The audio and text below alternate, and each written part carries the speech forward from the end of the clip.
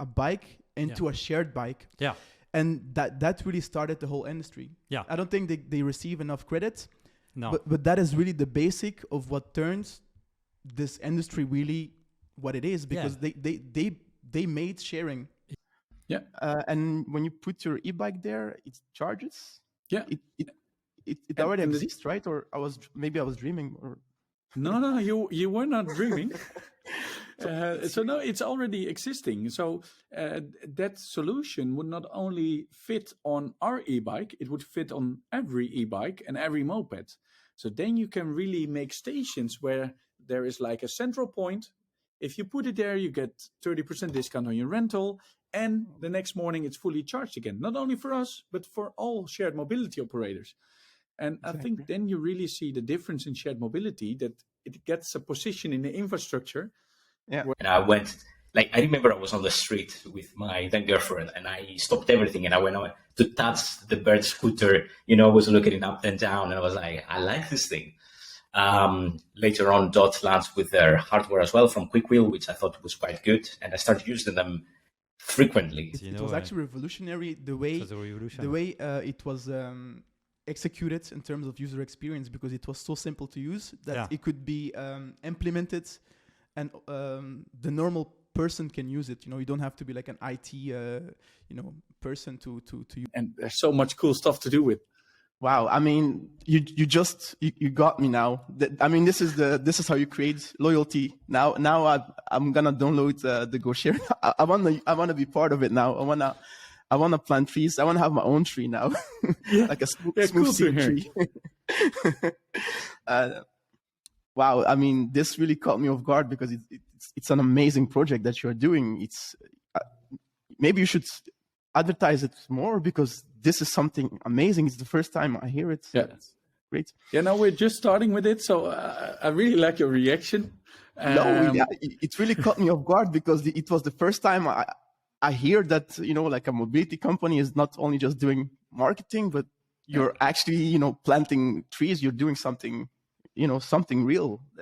It was January, a weekend, Sunday. Really dark outside, and Benny and I, we were in a meeting room, in a stand-up meeting room, and thinking about, okay, what should we do? Well, you can go first now, Alexander. I hear you will say that.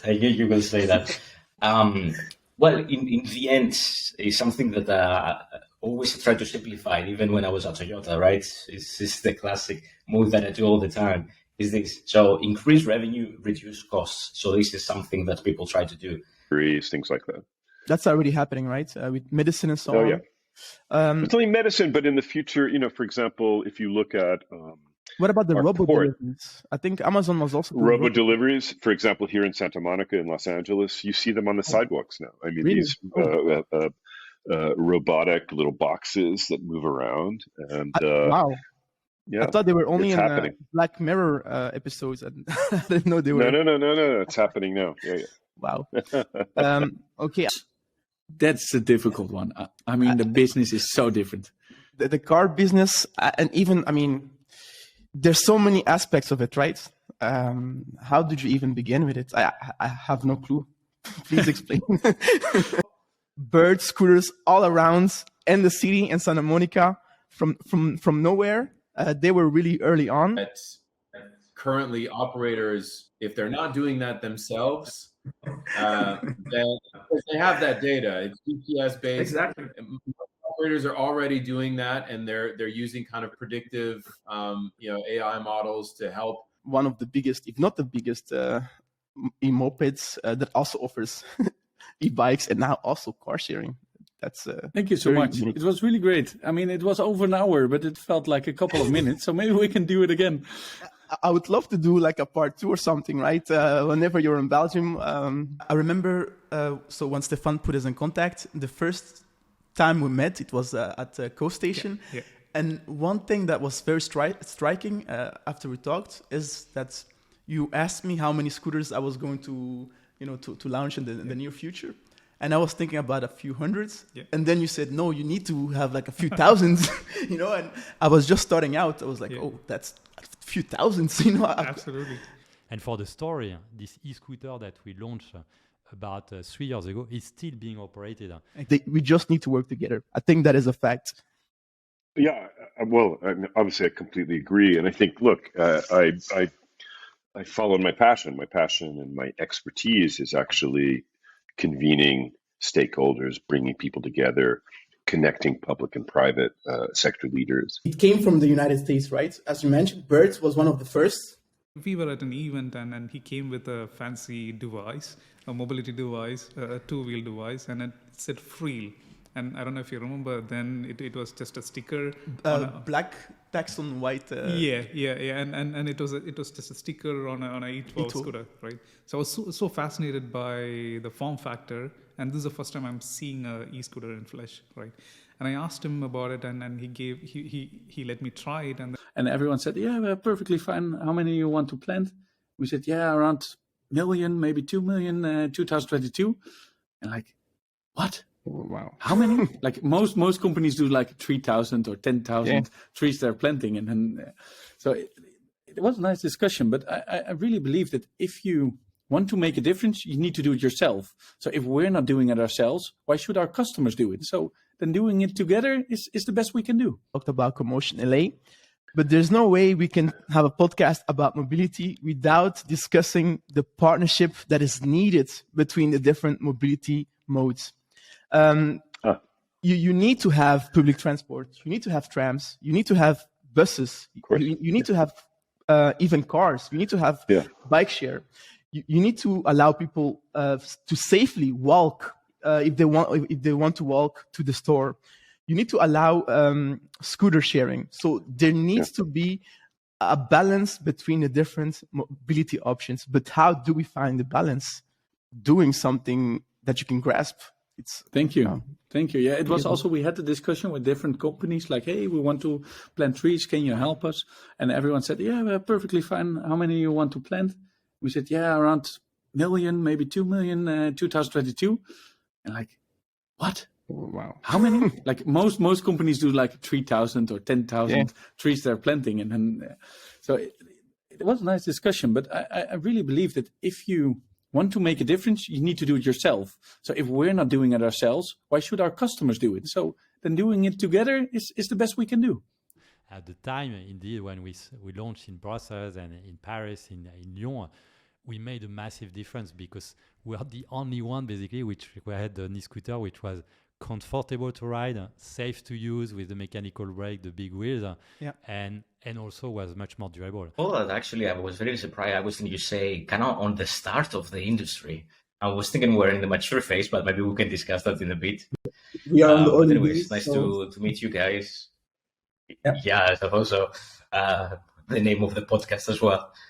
Miles was growing. Moving in Spain was growing a lot. It was back then our biggest customer. Emmy was growing. Stella was growing. So all our clients were growing. So we said, okay, we really want to make a sustainable offering of shared mobility, not only by offering electric vehicles, but also making sure that the whole footprint of the offering is truly green. We were thinking about, okay, what do we really want? Right.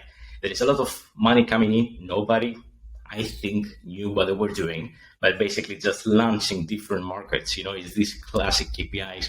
Yeah, we have from 0 scooters and 0 markets to suddenly, 3,000 scooters, 10,000 scooters, 50 markets or whatever. So that is attractive for investors. The popularity of the automobile. So if we kind of move through history, how people moved within cities and across cities was by rail over 100 to 75 to 100 years ago. Yeah, that was really crazy. On the cobblestones. Yeah. it was way better. Which is very brutal in Brussels. Yeah. And now that you know what we say is like if we want to test a new e-scooter, we always go to Brussels because the cobblestones are the most horrific one across Europe. I mean, Rome is pretty good also for that, but Brussels is definitely at the peak. So if you pass Brussels, you are good. I mean, Brussels has a lot of difficulties, I would say, because sometimes a certain percentage might end up in the water or on the highway. I remember these things happened, and there's so much cool stuff to do with. Wow, I mean, you got me now. I mean, this is how you create loyalty. Now I'm gonna download the GoShare. I wanna be part of it now. I wanna plant trees. I wanna have my own tree now, Yeah, like a smooth cool to seed hear. tree. Wow, I mean, this really caught me off guard because it's an amazing project that you're doing. It's maybe you should advertise it more because this is something amazing. It's the first time I hear it. Yeah. It's great. Yeah, no, we're just starting with it, so I really like your reaction. It really caught me off guard because it was the first time I hear that, like a mobility company is not only just doing marketing, but you're actually, planting trees. You're doing something, something real for the early days. It was early days, and it was absolutely electric. I mean, it was so fascinating. I'm not sure what happened to Scoot's network, actually. That is more in the United States, right? Do you guys know something about that? I mean, they were in Barcelona as well, but yeah, they had this moped or something like that. I don't know what happened. Yeah, because they announced the hardware even in 2020. So while the crisis was ahead, but yeah, nothing is happening. So I think it's again they kind of consolidate what you have. Don't expand, with different hardware because that needs R&D and it needs testing and needs to order different parts. I mean, spare parts, also to fix them. Need to train the people. Need potentially, different logistics as well behind it. And I know that also from Dot. The scooter versus the bike is completely different. So yeah. I suppose, and honestly, for me, it will make sense. This will probably be the reason why. Although they do now launch the e-bikes, so I'm not so sure, right? Because they have the Oka e-bikes in Rome and other places now. Days, not weeks. We got daily requests and incoming mails from people who would like to start kick scooter businesses. Like Lawrence and Julian were in our office in Dortmund. Hive, the Daimler company, they were in the office. Dot, they were in the office in Dortmund. So for sharing, for shared micromobility. There was no one doing it. At that time, so we found basically a Singaporean guy, which is called Daniel, which had already worked for a few years in the e-scooter industry. Oh, wow. And so together with him, I went in August, actually 2018, in China.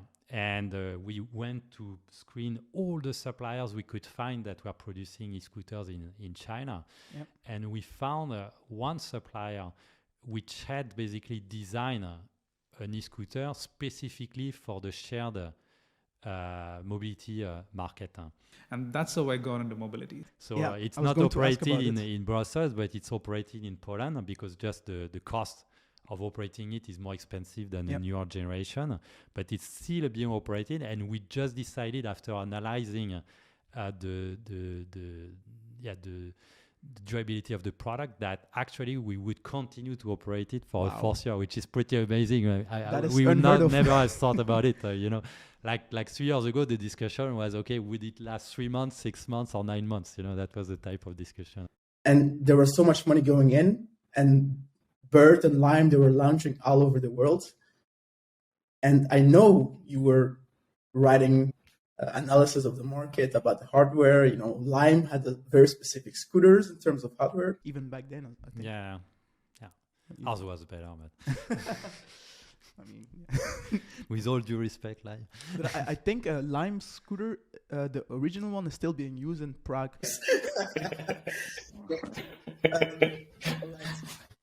Bikes done. We had to do. We're now deploying thousands of e-bikes, so they're going to be just as recognized as the mopeds. I mean, the cars. We had no idea where this would be going. The first 9 months, we didn't even visited these guys, so it was a completely remote relationship. Like everything, we had no idea where they're at and whatever, and. Once we had a call with someone from the US, they were in a truck, and did the first sales call in a truck. And, the trust I had back then from people doing the first call from a truck, I was like, oh, holy, what's that? And the founder from Newt, he first called us, and he had like a big sign in the background, Newt, and it was light and glowing and so on. And I was like, oh, you have a really nice office. And then he was turning the camera and was like, man, I'm in my garage. I'm just taking this. I just want people to know that it's a big company, But to be honest, I don't have money. I'm in my garage. So it was so funny. And but still, I was like, man, this is so cool. Every big thing started in a garage. Exactly. So, True. No, it's true. Yeah, so It's that like either you are doing a very good job at managing a 3PL, third-party logistics company. We share a location, and so the MQTT feed has information like timestamp, GPS location, but also the kind of category, the predefined categories that we've established. So am I on a street? Am I on a bike lane? Am I on a sidewalk? Am I in a parking garage? And so that feed, our operator customers sit on that and ingest it and can surface real-time notifications to their users via the app, right? We also have speakers on board the Path Pilot, which shares sound files that our customers can choose, can design themselves, whether it's voice or a sound. This new podcast, shared micromobility is a totally new industry, and I think if there's someone like you who can tell the story from the inside and really talk and interview all the people that today are building this new shared micromobility world, I think maybe it will be a piece of history in a few years. So thank you, Constantin, for that. Well, the goal is to actually tell how it all started, because most of these big companies started little. And most of them all know each other because we all started with Segway ES4. not that. Exactly. That's why DOTS is different from others. And that is what I want to talk about. I think I love the process of learning new things. It doesn't mean that it'll stick in my brain for a very long time and I will remember everything. But life is just one shot, so you have to use all the opportunities to learn new things. Exactly. Right? So that's how I got into aerospace. And then after getting into aerospace, I was fortunate enough to have really good, colleagues there, where I learned a bit more of coding, a bit more of electronics, a bit more about what you can achieve in life. Right. Yep. And so that's my journey there. It's amazing because very simple. Yeah, I mean very basic. It's very simple when you explain it, but I think back in 2018 when you were executing, it was probably a bit difficult.